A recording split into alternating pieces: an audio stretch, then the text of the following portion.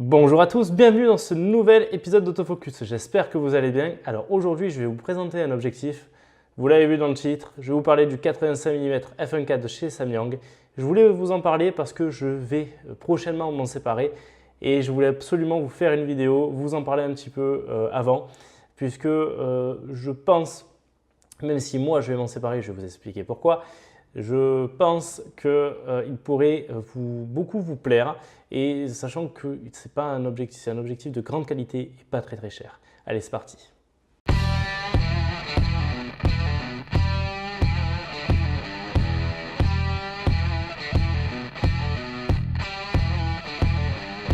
Bon ben voilà, on y est. Je vais me séparer de mon 85 mm f1.4. Je voulais vous en parler avant. Donc c'est un objectif que j'ai beaucoup aimé. Alors ce n'est pas un test, hein, attention, on parle juste d'un retour d'expérience. Quelque chose qui, à titre personnel, je trouve que les rétex sont peut-être un peu plus intéressantes que des tests scientifiques, puisque les retours d'expérience permettent vraiment d'avoir un avis sur un utilisateur. Alors après, les avis peuvent très bien diverger d'un individu à un autre, mais bon, je pense que ça peut vous intéresser d'avoir mon avis sur ce que je pense de cet objectif-là, de ce petit caillou. Alors concernant cet objectif, qu'est-ce qu'il faut savoir? Là, moi je suis sur le modèle Nikon. Le modèle Nikon alors je ne sais pas pour les canonistes et les autres, a un AE confirme, ce qui veut dire qu'on a une confirmation de l'AF.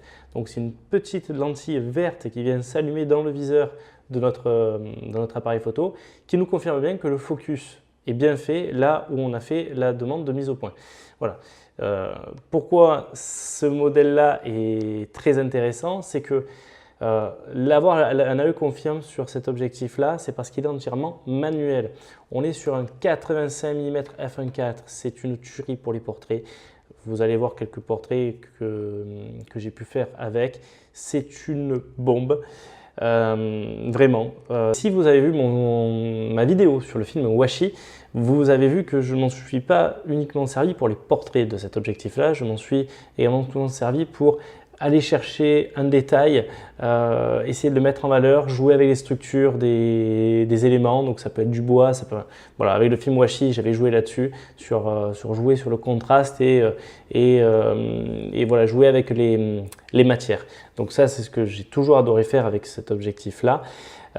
Si je m'en sépare, si vous avez déjà vu la vidéo sur le Yongnuo 100 mm, vous savez pourquoi, c'est tout simplement à cause du focus manuel. Tout simplement parce que j'adore faire des portraits de mes enfants.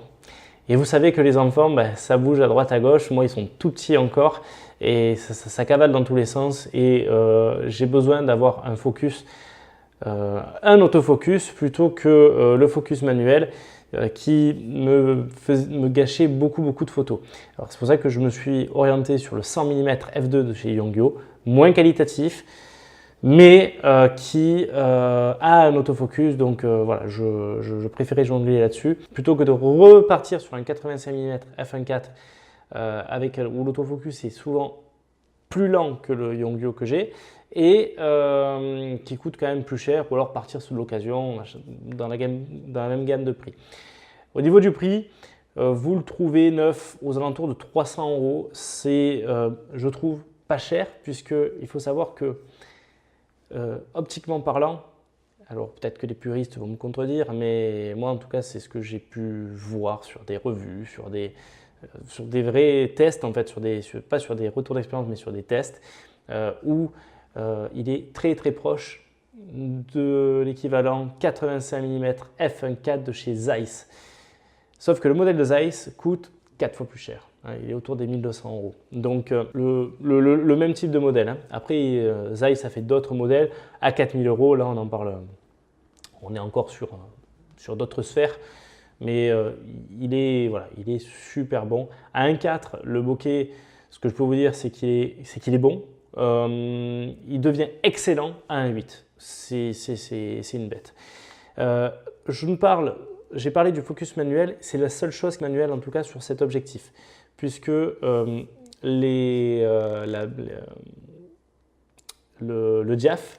Le diaph peut très bien se faire manuellement, mais si vous mettez votre diaph à F22, eh bien, avec votre boîtier, il fait le rapprochement, il fait le lien électronique et vous pouvez gérer votre ouverture directement avec le boîtier comme vous avez l'habitude avec votre appareil, avec vos objectifs actuellement. Donc ça ne va pas vous changer la chose. Ce qui va vraiment vous changer la vie, ce qui va vraiment faire la différence, c'est voilà, l'objectif manuel. On aime ou on n'aime pas. Moi, je sais que j'adore. Mais voilà, j'ai un 28 mm f2.8 qui est entièrement manuel, ça ne me pose aucun souci parce que je suis sur une photo de paysage, je vais prendre mon temps, etc. Donc j'ai aucun souci avec ça. Par contre, sur des portraits, c'est un peu plus gênant. Quand c'est un portrait posé, il n'y a pas de souci, mais quand c'est des portraits à la volée, comme j'aime bien faire, eh bien, du coup, je ne le prends pas souvent. Et quand j'utilise mon boîtier argentique, pour être sûr de ne pas trop avoir de ratés sur mes portraits, je préfère, comme je n'ai pas 30 millions non plus d'objectifs, je préfère utiliser mon 50 mm 1.8 pour faire mes portraits en argentique, histoire d'être sûr de ne pas trop avoir de déchets. Ça, c'est quand je prends en photo mes enfants notamment. Donc après environ 3 ans d'utilisation, je me rappelle, j'avais acheté cet objectif-là lors d'un voyage à New York. À l'époque, il n'était pas encore sorti en France ce modèle-là. Donc vous faites attention quand même à une chose, c'est que là vous voyez c'est un liseré rouge. Ce qu'il faut savoir c'est que la toute première version avait ce petit liseré rouge mais n'avait pas l'AE confirme. Donc la confirmation de votre focus. C'est hyper important, faites attention donc, à ne pas faire d'erreur si vous l'achetez de location sur internet parce qu'ils avaient fait plusieurs versions. Donc on avait le liseré rouge, ça c'était le tout premier. Après ils ont fait un liseré or. Celui-là, en fait, c'est le même que lui. Simplement, moi aux États-Unis, et après coup, je m'en suis aperçu sur Amazon un an après l'avoir acheté, ils ont changé, le doré n'existe plus ou est difficilement trouvable. Donc, ils sont revenus sur un liseré ici rouge qui est très, très beau. Bon, ça, au niveau esthétique, voilà, c'est les goûts et les couleurs, hein, vous apprécierez ou pas. Ce que je peux vous dire, c'est que la bague de mise au point est juste extrêmement douce. Je me souviendrai toujours de la fois où je l'avais présentée à Sylvain. C'était lors de la sortie MPR. Donc on avait fait toute une sorte, je ne sais même plus quand c'était, je crois que c'était en 2016. Et en fait, il m'avait beaucoup fait rire Sylvain ce jour-là parce que je lui donne l'appareil photo avec l'objectif. Et il était en extase sur ce velouté, quoi. C'est vraiment ça. Et j'avoue, je suis en extase aussi. Et c'est très très bien si par exemple vous allez faire des courts-métrages ou si voilà, vous voulez faire de la vidéo. C'est que le fait de ne pas avoir un truc trop. Déjà, vous voyez que la bague de mise au point est assez épaisse, assez grosse. Donc, du coup, vous allez vraiment pouvoir jouer sur les flous, sur les bokeh, sur les transitions. Alors je sais qu'il y a plein de logiciels qui permettent de faire des transitions, mais c'est une transition logicielle. Là, vous pouvez faire vos transitions directement avec hop, flou, hop, ça revient net, etc. Enfin voilà, vous voyez où je veux en venir. Et c'est super appréciable de pouvoir tout faire à la main, comme ça, c'est top.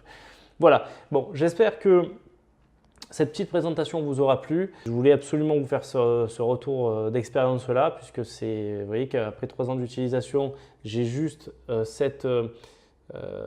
partie en caoutchouc qui est un petit peu moins noire. Elle est devenue un petit peu plus, elle vire un peu sur le blanc. Vous voyez, c'est très très léger, mais voilà. Moi personnellement, là où je m'en suis le plus servi, paradoxalement, c'est justement pour les vidéos, quand je prenais en vidéo mes enfants. Alors, en étant posé.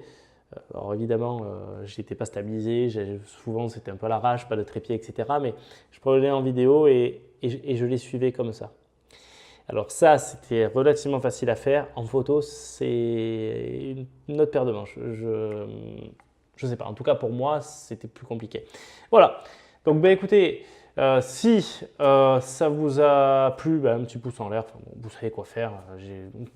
Tous les youtubeurs le répètent de manière générale, si vous avez aimé, machin, etc. Donc vous savez ce que vous avez à faire, j'ai pas besoin de vous diriger, vous êtes suffisamment habitué avec cette formule.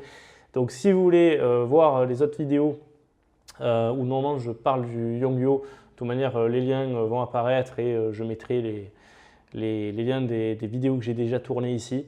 Donc voilà, bah écoutez, il ne me reste plus qu'à vous souhaiter une excellente journée et surtout n'oubliez pas que vous ayez un réflexe, un bridge ou même un compact. Le plus important, et on va se laisser avec cette ouverture de fou. Shootez! Allez, ciao tout le monde!